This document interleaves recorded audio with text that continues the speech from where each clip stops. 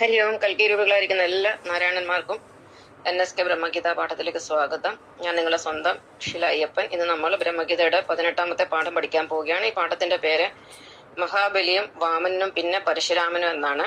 അപ്പം അസുരപുരാണത്തിൽ ഇവർക്കെല്ലാം വളരെയധികം പ്രാധാന്യമുണ്ട്. അതെന്താണ് നമ്മൾ പഠിക്കാൻ പോകുന്നത്. നമുക്ക് ആദ്യം വരുന്നൊരു സംശയം, ഇത് പലരും ചോദിച്ചിട്ടുണ്ട്, പല അസുരന്മാരും ഇതിനെക്കുറിച്ച് ഡിസ്കസ് ചെയ്യുന്ന ഞാൻ കേട്ടിട്ടുണ്ട്.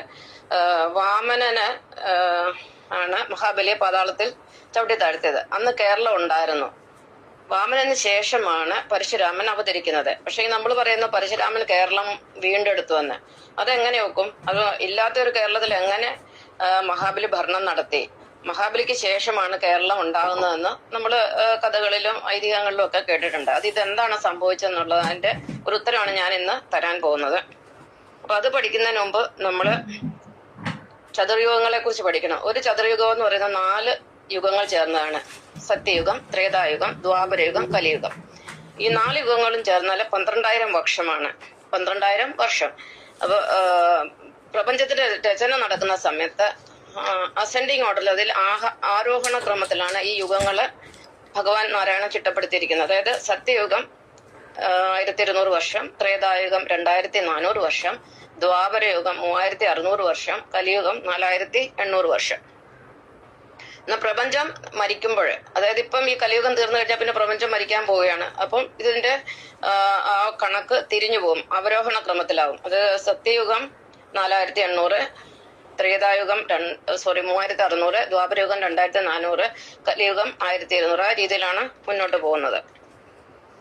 അപ്പൊ നമ്മൾ കഴിഞ്ഞ ക്ലാസ്സിൽ ആര്യാവർത്തവും ദ്രാവിഡവർത്തവും പഠിച്ചു. ആര്യാവർത്തം എന്ന് പറയുന്ന ദേവഭൂമിയാണ്, ദ്രാവിഡവർത്തം എന്ന് പറയുന്ന അസുരഭൂമിയാണ്. ഇവർ രണ്ടും 2 ആരാധകരാണ്.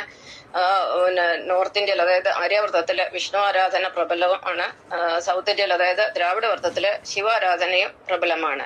ശിവനും വിഷ്ണുവും കൂടെ ഒരിക്കലും ചേരുകയില്ല. കാരണം എന്താന്ന് വെച്ച് കഴിഞ്ഞാല്, സത്യത്തിൽ ഇവർ മൂർത്തികൾ തമ്മിൽ പ്രശ്നമൊന്നുമില്ലെങ്കിൽ ഇവര് ഒരാള് രാത്രി ഒരാൾ പകലുമാണ്. പകൽ വരുമ്പോൾ രാത്രി ഒളിച്ചോടിപ്പോകും. അതായത് ഒരേ നാണയത്തിന്റെ 2 വശങ്ങളാണ് രണ്ടും.